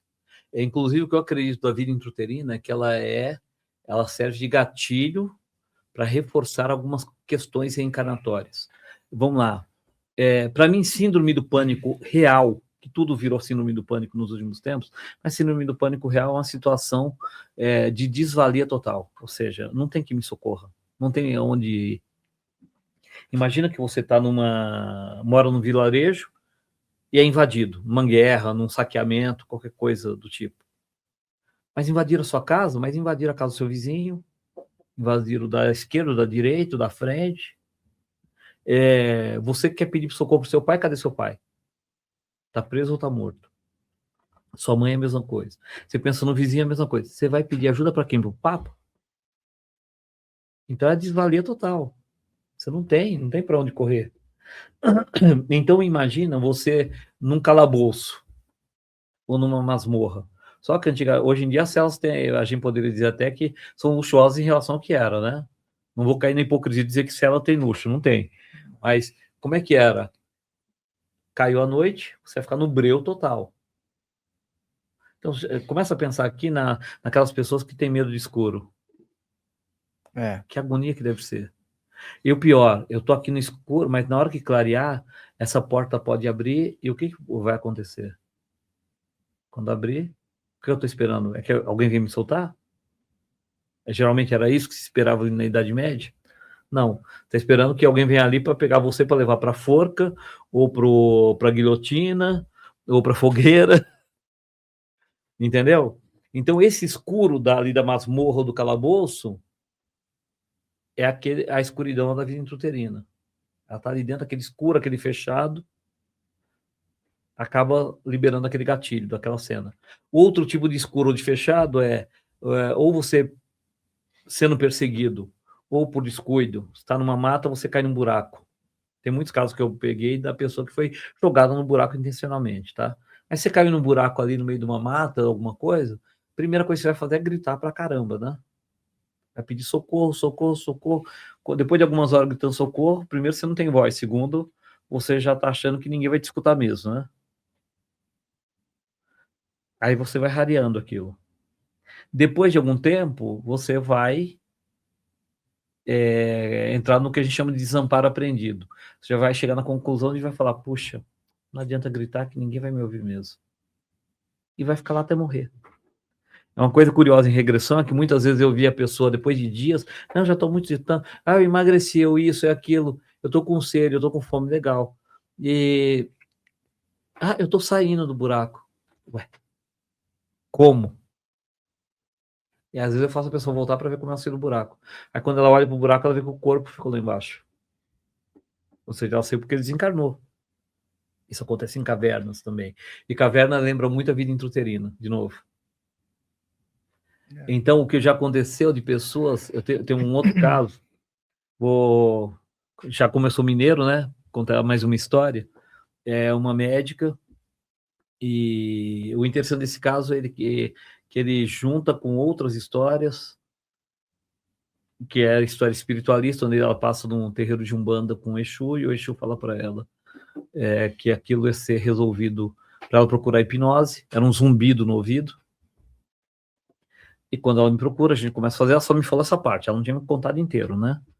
Pelo menos eu não sabia. A outra pessoa tinha me falado que tinha mandado ela procurar hipnose. E ela me procurou e disse, essa parte, legal. Quando a gente chegou na vida intrauterina, ela vai para a vida intrauterina, ela escuta um zumbido, fala, o zumbido está aqui. Ok. Aí eu fiz uma regressão dentro da regressão. Eu vou contar até 3, você vai para... A sua mente vai te levar para a história relacionada a esse zumbido. Aí ela vai para uma cena e fala, é uma tribo só de mulheres, ela é invadida, tá aí o zumbido. Era uma cigarra cantando, e aí é o momento que a tribo é invadida, Elas são presas, mortas, legal. Ressignifiquei aquilo, volta para dentro da vida intrauterina, não lembro que mês que era, se era quarto, quinto, o que era. Legal, aí quando ela falou, ainda tem um zumbido aqui, tá diferente, mas ainda tem. Ué, já era para ter resolvido, né? Ok, de novo no 3, você volta para... Você vai para onde está esse zumbido, especificamente essa história. Ela volta e falou, é um apito de navio. Falei, e o que está acontecendo? Ele falou, não, é a mesma história, é aquela mesma tribo. Falei, o que esse navio tem a ver? É o navio que trouxe os invasores que... Então ela ancorou duas coisas, o apito do navio e o canto da cigarra, virou aquele zumbido. Isso tem a história é o quê? É que tipo, ela é uma sentinela que dorme e agora esse zumbido fica instalado como um sentinela. Toda vez que você, principalmente na hora de dormir, a pessoa começa a ter um zumbido. Como quem diz, se você dormir, coisas ruins podem acontecer. Bem na hora que ela fica em silêncio. Exatamente. Eu falo que espiritualmente, aqui eu não estou incentivando ninguém a descuidar, não. Teve um zumbido, procura seu otorrino, ou o que seja, mas eu, em processo de mediunidade, às vezes, quando eu entro num ambiente, alguma coisa, se vem um zumbido que atravessa, você fica meio aqui, para. Já me dá aquela mudada automática. Eu falo, o que eu tenho que prestar atenção aqui? É como se falasse, ó, presta atenção que tem alguma coisa acontecendo. Aí, se eu escuto aquele zumbido passar atravessando minha cabeça, eu já paro e fico escaneando. Do tipo, sai do oba-oba, né? Entra, vê o que está acontecendo. Mas se eu parar para prestar atenção, o tempo todo tá zumbindo no meu ouvido. É que você não fica, você esquece, né? Mas toda hora tem um apitozinho que Então, aparece. tem algumas pessoas que falam, se não me engano, acho que o Lair Ribeiro já falou disso, a gente não pensa, geralmente, a gente tem pensamento. Uma experiência que eu desafio as pessoas a fazerem, né? Convido, não desafio, né? Que você se sente, fica em silêncio e começa a perceber os pensamentos que chegam. O pensamento que ele chega, ele é como se fosse o que o pessoal psicologicamente ou psiquiatricamente fala de pensamento intrusivo. Que você começa a ouvir vozes falando histórias, que é como se você estivesse captando com uma antena algumas conversas. Então, quando eu começo a fazer tipo uma meditação, auto-hipnose, começa a acontecer isso, eu fico natural tentando entender o que pegando aquelas conversas e vendo se não é lembrança de alguma coisa. Geralmente não são. É como se você estivesse captando frequências mesmo. E aí, isso daí é algo que as pessoas consideram involuntário, mas não é, né? Eu acho que tudo na vida é treinável. Tudo. Não existe aquilo que não seja. Eu consigo treinar qualquer coisa. A questão é, para mim, é importante isso agora? Uhum. É como a gente falou da parte terapêutica. Aqui, eu acredito, o pessoal que está nos ouvindo é espiritualista no geral, né? Mas veja, muitos vão estar interessados pensando em tratamento, outros estão pensando como terapeutas. Muitos são terapeutas. Se eu sou terapeuta, é conveniente para mim eu me tratar antes de eu tratar o outro? Eu faria isso. Eu só pensei dessa forma a vida inteira. Então eu falo que a maior parte das técnicas que eu uso, fui eu que desenvolvi. Mas quem foi a primeira cobaia? Eu. Então eu falo, se eu sobrevivi, a chance de você sobreviver é muito grande. Se eu conseguir sobreviver com a técnica, e olha que eu fico cruel comigo. Eu quero ver até onde vai. Se eu sobrevivi, você vai sobreviver. Mas existe uma coisa, a gente vai até ser um pouquinho do tópico, tá, Rafael, eu falar disso, porque o que eu vejo muito é que os terapeutas tendo meio uma síndrome do impostor. Do tipo, eu faço o que eu mando, mas não faço o que eu faço. Ó, eu estou tratando o cara da parte financeira, mas eu estou sempre ferrado. Eu estou tratando o cara mandando ele tomar o remédio X ou parar no caso de quem prescreve, mas eu vivo enfurnado nos medicamentos. Eu estou tratando pessoas aceitando casos de depressão, mas eu vivo deprimido. Isso é um negócio estranho. Se já passou por isso, eu acho que até reforça, mas estando em exercício sem resolver, complica, né? Então, mas isso eu posso te falar que na área de saúde isso é até praxe. Para exagerar, a gente dizer que parece que é obrigatório, né? Mas veja, não é melhor você limpar Por isso que o nosso trabalho, eu sempre opto pela forma de vivência. O terapeuta, ele vem para uma vivência. Ele passa pela vivência, ele aprende a fazer e vivencia aquilo que o paciente dele, o cliente dele vai fazer. Eu acho que é hipócrita eu tentar passar para você algo que eu não vivo. Tem gente que fala sobre, vamos dar um exemplo, como ter um casamento feliz e nunca casou. Não vou nem falar que eu não mexer no ângulo dos outros. Vamos falar, padre, Não é verdade? Nunca casou. é difícil. Eu posso te dar toda a teoria e falar que isso é só uma teoria, que é a minha visão.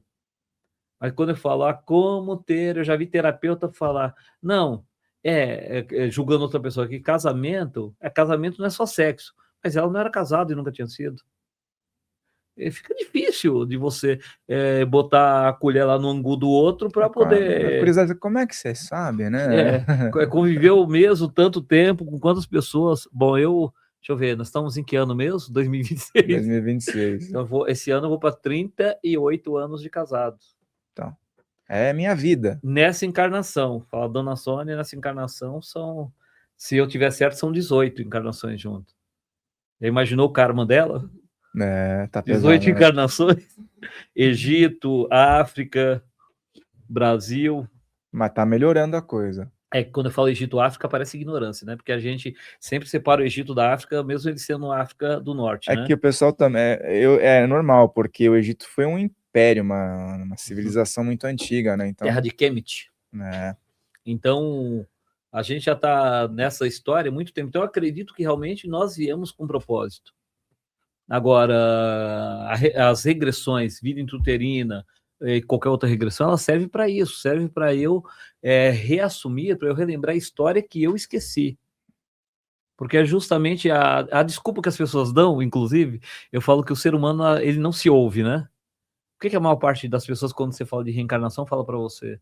Ah, não, mas é que eu não me lembro, né? Legal, não lembro. E daí? Ah, mas se eu lembrasse ia ser mais fácil? Eu falo, não. Conhece alguém que está no mesmo comportamento desde quando você era criança? Você conhece essa pessoa há 20, 30, 40, 50 anos, e essa pessoa, mesmo sabendo e todo mundo falando dela, não muda? Por que ela ia mudar só porque sabe da outra encarnação? Às Se vezes até dessa piora. agora, ela até piora, é o que eu te falei, às vezes ela vai lá e fica encruada num comportamento X, do tipo, eu era rei, eu quero ser rei de novo aqui. E mesmo não vendo tudo que de errado, que às vezes ela está fundada hoje por causa daquele rei, daquela personagem que ela criou na cabeça dela. Porque ali você pode ser um rei, pode ser uma ótima pessoa. Você pode ser um guerreiro e ser justo. Você pode ser um curador e agir sempre da melhor maneira possível. Entendeu? Mas normalmente o problema vem desses caras aí que foi um rei. Então, eu já ouvi o Wagner falar uma vez, e eu concordo em gênero, número e grau, que ele falou as duas piores experiências para o ser humano pode ser a beleza e a riqueza, né? Poder também, né? Porque as duas geram poder, né? Geram a cobiça, e todo mundo ali. A beleza leva muito rápido a pessoa para situações de poder. E o poder, já nasceu ali no poder, você já acha que você pode tudo, né? E daí vem muitas crenças limitantes também. Você vê, por exemplo, a gente vê muita crença limitante vida intrauterina daquilo que o pai e a mãe viveu, e o cara não deslancha porque o que o pai e a mãe viveram. Por exemplo, eu tive uma moça que eu atendi, ela tinha 47 anos, e relativamente bem sucedida, ela, acho que era sexto ou sétimo mês, ela conta a história, ela fala uma frase, como é que era? Ela cita uma frase muito forte, você não presta, você nunca vai conseguir nada, nunca vai ser ninguém, alguma coisa assim. E aí eu exploro na hora, quem está falando isso? De onde vem essa frase? Ela começa a falar, meu pai e minha mãe estão discutindo. E isso, já nos estudos de vida intrauterina, se mostra muito disso, que discussões entre pai e mãe são coisas que mais afetam o bebê. E que ela escuta, você não serve para nada. Você não serve para nada. Essa era a fala. E ela, com 47 anos, era a única da família, de 9 irmãos, era a única que tinha conseguido ter a casa própria, suas coisas e tal, e ela carregava nela aquela sensação de que ela não servia para nada. Mas a frase foi falada da mãe para o pai. Ela ouve, ela absorve aquilo como sendo dela. Você não serve para nada. Então, você imagina você tendo um problema de ser bem-sucedido porque você deixou um linkzinho, uma fala, continuar te atrapalhando. Será que era isso que sua mãe queria para você? Conscientemente não, né? Não. Mas é o que eu falo, né? Até todo mundo chegar nesse nível de não se afetar com nada que parece simples, vai falar, de boa, de boa. Mas esse de boa é o que demora para a pessoa chegar, né? Então, na verdade, em casos de vida intrauterina, você vê casos de pessoas, de encarnantes, que não são afetados pelo... É como se eles passassem blindados. Mas me pergunta quantos por cento são isso. Assim, vamos lá, se eu encontrei 2 e fiquei pegando de relatos do meu pessoal, de alunos, que são milhares, se eu encontrei 2 é muito. Chico Xavier foi um deles, né? Talvez tenha sido, talvez ainda. Entendeu? A pessoa, uma delas foi uma pessoa que fez um curso com a gente, eu já conhecia de um outro evento, e ela, quando ela estava passando pelo processo de vida intrauterina, eu cheguei, e logo após a outra terapeuta ter feito com ela, falei, nossa, isso daqui...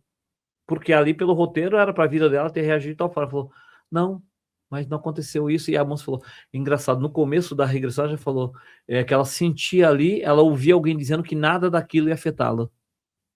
É como se os mentores já blindassem ela. Blindassem. Mas é raríssimo.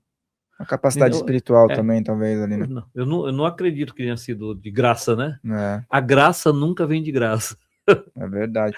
Fala, pessoal, vamos reforçar, então, porque, assim, a galera tem muitos terapeutas que assistem aqui em busca de aprimoramento, tá? Então, vamos reforçar essa possibilidade para o pessoal. Fala para o pessoal tudo que pode acontecer, se a pessoa tomar a decisão de entrar nessa jornada contigo, nessa preparação, né? E como que as pessoas podem fazer para acessar, porque eu acho que vai ter muita gente interessada, porque o público aqui é buscador. E muitos dos buscadores vão para a área terapêutica, e muitas das pessoas que vão para a área terapêutica se deparam com esse dilema de chegar até a página 2 só, não chega na página 100. Então, vamos lá, reprogramação mental, Fael, foi um método que eu desenvolvi, ele é um método que ele é completo. Você tem uma terapia com começo, meio e fim, 10 sessões. Começo, meio e fim. E nós ensinamos isso na prática, você não vai lá ver a teoria. Porque se quiser teoria, eu posso te mandar um monte de papel de teoria. Inclusive, o meu TCC de medicina comportamental foi falando sobre 3 casos de pânico que eu tratei, justamente com a metodologia de reprogramação mental, entendeu? Então, imagina você passando por um processo onde você vai poder tirar o lixo emocional, você vai rever a sua vida intrauterina, vai ver questões ancestrais, vai revisar suas crenças, vai fazer regressões de maneira segura, bem estruturada, entendeu? Vai resgatar tudo isso, inclusive resgatar a questão mais intuitiva. Tem gente que é intuitivo demais, né? Mas eu acho que intuição nunca é demais. Mas não é só você aprender a fazer a técnica para alguém e ficar pensando, nossa, como é que isso funciona? É você sentir em você. Então, o nosso processo, nós temos pessoas que nunca tinham feito um outro curso de terapia, fizeram o nosso e já saíram aplicando. Então, tem muitas pessoas também que deslancharam com o processo terapêutico justamente depois de fazer os nossos cursos. Às vezes a pessoa tinha feito curso de hipnose, curso de programação neurolinguística, cursos de coaching, e ele não sabia o que fazer. E aí ele vinha fazer a reprogramação mental, como ele tinha vivenciado, tinha experienciado, aquilo abria. Como eu te falei, a vida intrauterina é uma das fases. Paradoxalmente, é aquela que muitos se sentem mais seguros, mas ao mesmo tempo é onde muitos desenvolvem ou liberam links de traumas, de muitos traumas reencarnatórios. Fora os reencarnatórios, tem os traumas do presente, né? Nós falamos de alguns, não falamos da mãe que escorrega, bate a barriga. Todos esses traumas físicos, eles vêm. Podem vir juntos. Não resolve o antigo e ainda arruma mais um. Ainda mais a gente tem esse dom, né? O ser humano, ele tem Ele tem esse dom. Eu não pago outra fatura, mas eu faço outra dívida já. Então, o processo da reprogramação mental é uma oportunidade ímpar, onde você consegue se revisar como terapeuta, passar por um processo de limpeza e de reestruturação e começar realmente sabendo o que fazer. Porque nós temos, é quase autoexplicativo. A primeira vez que eu fiz o processo, quando eu comecei a desenvolver o modelo, foi em 2008, depois de participar de um curso, que era um curso de coaching, uma das formações que eu fiz, e era um método que eu falei, o método que era do Marcos Vanderlich, lá de Santa Catarina, um método de 8 agendas, né? Eu falei, nossa, e se eu fizesse com a terapia a mesma coisa que isso aqui no processo de coaching, sessões temáticas? E aí eu comecei a criar sessões temáticas, porque são sessões temáticas. Uma sessão é vida intrauterina, a outra é perdão, a outra é recodificação ancestral, a outra é você remodelar a sua linha do tempo, resgatar. E a gente não vai resgatar só coisa ruim. O que eu gosto é que a gente tem que repensar a terapia. Ela não é só buscar coisa ruim. Eu não acredito que você, em todas as encarnações que você teve, você só fez de besteira. Não pode. Então, mesmo quando, se a gente falasse aquele exemplo que eu usei algumas vezes do guerreiro, talvez maior do que a capacidade de destruição que tinha, era a determinação. Então, essa determinação talvez seja o que esteja faltando na sua história agora, porque você linkou ela com guerreiro com destruição. Aí você fica com medo de destruir tudo de novo. Mas você não precisa. A destruição está sempre ligada com a determinação e vice-versa. Eu posso aproveitar contextualmente a sua capacidade de determinação. Aliás, se eu fosse usar isso na minha história, para usar diretamente, uma vez eu vi num processo regressivo, eu vi uma história, eu ouvia muito da cena, quando eu era sacerdote de Osíris no Egito, e a cena não era legal, a sensação não era boa, e falavam, o que tinha de errado com aquele sacerdote? E eu senti uma angústia, um negócio ruim, e falava, gente, vocês estão me torturando, né? O que tinha de errado? E eu prefiro não opinar. Aí, ele falou, o que ele dizia não estava errado. A forma como ele dizia estava errado. A intenção colocada. Não era nem a intenção, era a forma. A intenção era boa, porque ele queria que corrigisse, só que ele era duro demais. Então, aí, de fechamento, colocar, faltou doçura nas palavras. Faltou doçura nas palavras. Isso não foi só naquela encarnação, foi na outra, como o Babalaô também. Entendeu? Que essa é a minha saga, tá? A maior parte das minhas encarnações que eu vejo foi eu como guerreiro ou como sacerdote, tá? Então veja que não é... Mas isso não é nada... Isso só aumenta a responsabilidade de você olhar de novo para dentro. O que eu fiz ali? Legal. Se eu fosse pegar essa parte de juntar as palavras e a falta de doçura, então nunca mais eu usar a palavra para nada. A gente não ia nem conversar aqui hoje. Porque o Valdecir tá com medo de ser duro demais com alguém. Ia ser um cara mais fechado. Mas eu falo que na origem eu sou tímido, tá? Eu sou original de fábrica, eu sou tímido. Aí eu pego o personagem e vou pra frente para poder falar. Tem disfarçado bem, viu? Disfarça bem, né? Oh, tô convencendo. Tá convencendo. Então, veja. Eu não preciso, qualquer recurso que você tenha, qualquer qualidade que você tenha, qualquer coisa que você desenvolveu, você não precisa usá-la sempre uma atrelada à outra.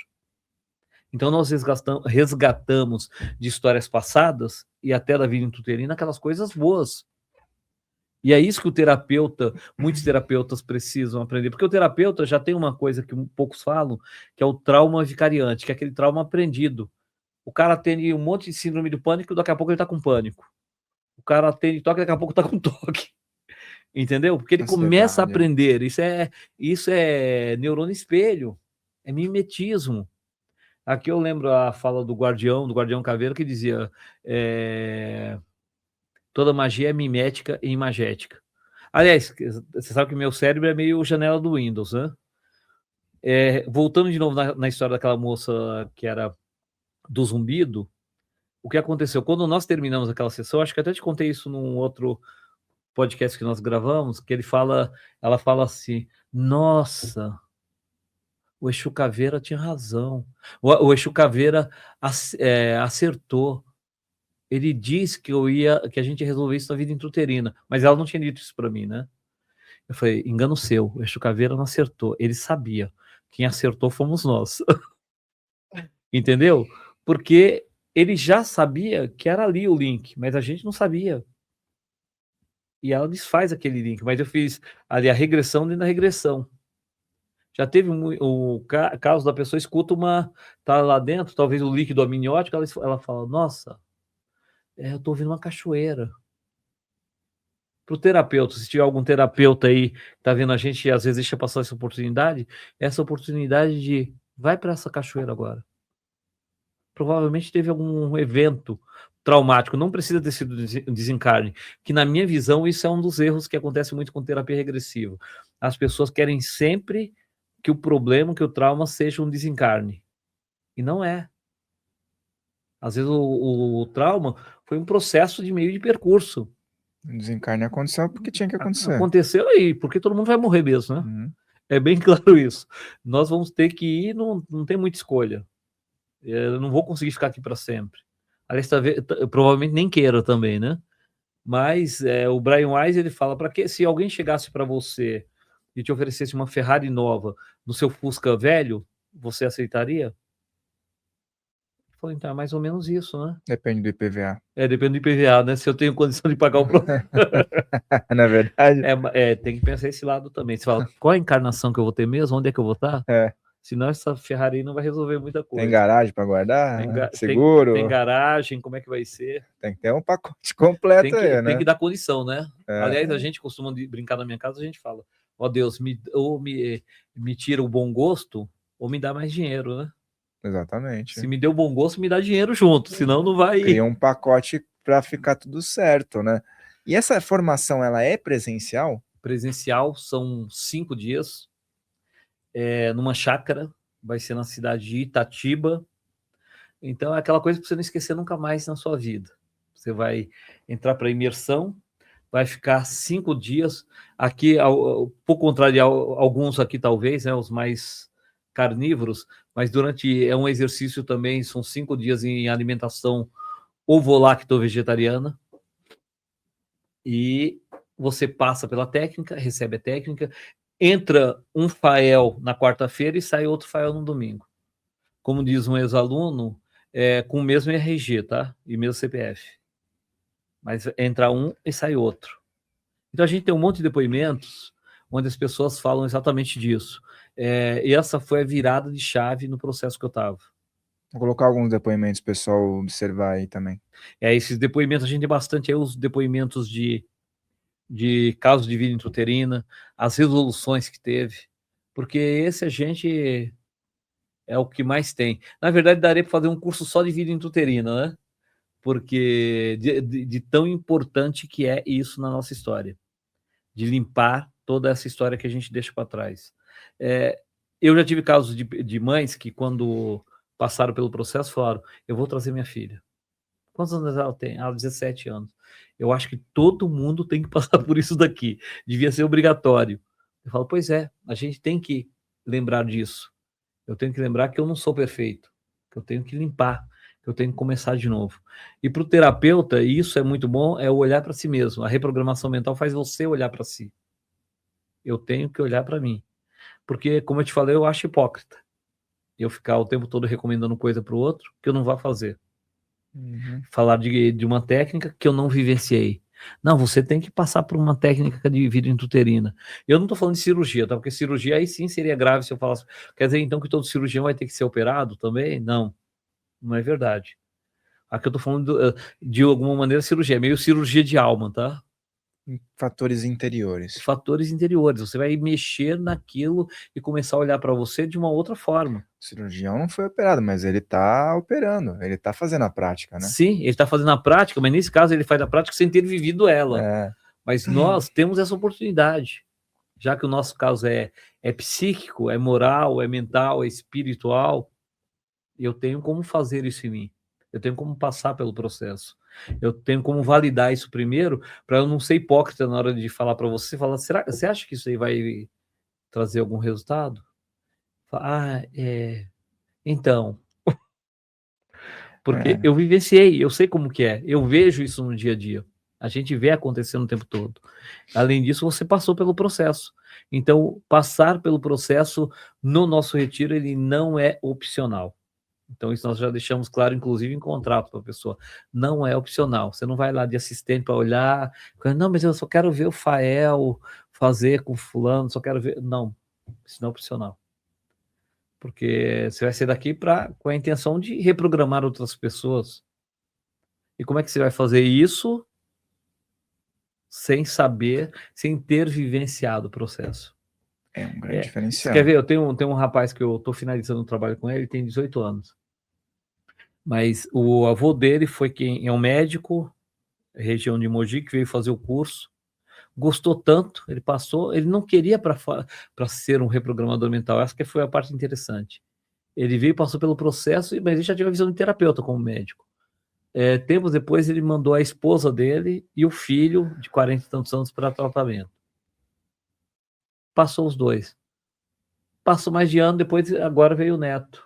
Esse neto já era emancipado e tal. Eu acho que ele gostou, né? Acho que ele viu o resultado tanto nele, quanto depois na esposa e no filho, porque senão não viria o neto depois. E que venham os bisnetos agora. A gente tem lá uma sucessão de pessoas, inclusive na própria Sociedade Interamericana, de pessoas que passam com a gente, já, vamos contar aí, 2012, de 2012 para cá, já mais de 20 pessoas da mesma família ou indicações. Então, algumas que eu atendi, depois e naquela época era só eu que atendia na sociedade, e de lá para cá, passou com várias pessoas, vários terapeutas, então já tenho sucessão, né? Então é porque o pessoal viu o resultado, que funciona. E aí o que eu vou fazer pro pessoal para facilitar a vida é colocar aqui na descrição, no primeiro comentário fixado, de preferência, tá? Para você ir até o Valdeci e garantir a sua vaga, porque são vagas limitadas, como é presencial e tem uma data específica, vá lá, garanta a sua vaga, procure ele no Instagram também. Lá no Instagram a gente vai ter um collab, um trailer, já siga ele e já fale o quanto antes para que você possa participar, tá? E ter aí essa capacidade e também poder contribuir com outras pessoas. Quero agradecer a tua participação, quero deixar as portas abertas porque a gente tem ainda um outro assunto que eu quero falar com você num outro podcast, Opa! tá? Que a gente já tá no terceiro já, tem um ainda no pente que ele vai depois daqui. Vai disparar. E já quero mais um outro aí, tá bom? E gratidão, meu irmão. Só para finalizar, Rafael, o que eu acredito é assim, ó, nós temos vários códigos. O conceito de reprogramação mental veio daí. A sua mente foi programada um dia. Se ela foi programada, ela pode ser desprogramada e reprogramada. Então, um dos elementos mais fortes que tem disso é a vida intrauterina. Então, se eu tenho a chance de mudar meus programas agora e fazer essa história realmente acontecer, por que eu vou ficar botando a culpa em alguém? Por que eu vou ficar terceirizando isso? Por que eu vou botar a culpa em quem já se foi? Inclusive, se foi esposa, marido, filho, mãe, pai. Não faz mais sentido. Eu posso mudar os programas e fazer com que isso aconteça da melhor maneira possível. Então, só relembrando mais um outro evento, eu lembro de uma pessoa que foi atendida depois que o marido tinha falecido na pandemia. Depois ela contou, e ela vinha de uma formação de igreja, né, muito rígida e tal. Ela falou, olha, quando terminou, essa sou eu de verdade. Agora. Mas ela se tornou aquela pessoa que ela nunca tinha sido. Você imagina uma pessoa com 60 anos nunca ter sido ela mesma de verdade. E é assim que as pessoas vivem atualmente. Por isso que eu acredito que a gente tem essa chance de mudar a história, cada um de nós, né? Porque a reprogramação mental não é o Valdeci que faz, não é o Fael que faz, não é o terapeuta da reprogramação. O terapeuta ele é só o condutor. No retiro eu vou ensinar as pessoas a conduzirem isso, mas cada um vai se reprogramar dentro daquilo. Se o cara é evangélico, ele quer continuar evangélico, ele continua. Se é católico, ele continua. Se é ateu, ele continua. Entendeu? Mas ele vai mudar o seu roteiro. Vai se reprogramar, vai criar outros códigos. E mais uma vez, muito obrigado pela oportunidade, pelo carinho, pela disponibilidade, e estou à disposição, tá bom? Muito obrigado a todos.